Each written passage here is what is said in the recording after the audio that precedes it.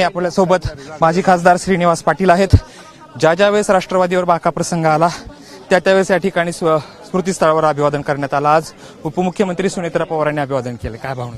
तुम्ही देखील या ठिकाणी उपस्थित आहात. कृष्ण आणि घोणा वेगवेगळ्या दिशेने येतात पण पुन्हा प्रीतिसंगमावर मिळतात.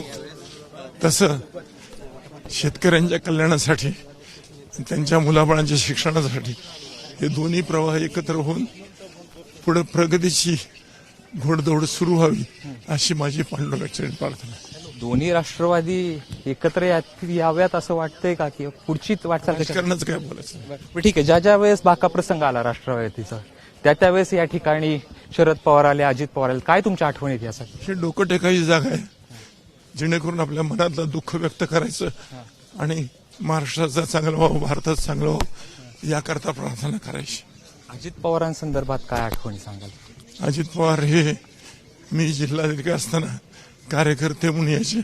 सर्वसामान्य माणसांची काही अर्ज दुःख असतील तर ते मांडायचे आणि त्याला मार्ग दाखवण्याचं काम मी त्यांच्यापेक्षा वयानं वडील म्हणून करत असे.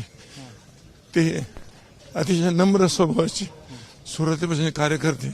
एकदा हो म्हणले तर करणारच, नाही म्हणलं तर ते होत नाही म्हणूनच सांगणार असा खंबीर कार्यकर्ता अजित पवारांच्या रूपाने मिळाला होता.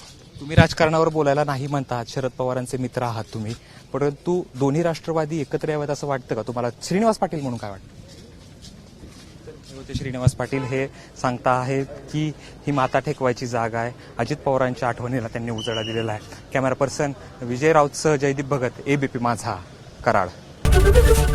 एबीपी माझा, उघडा डोळे बघा नीट.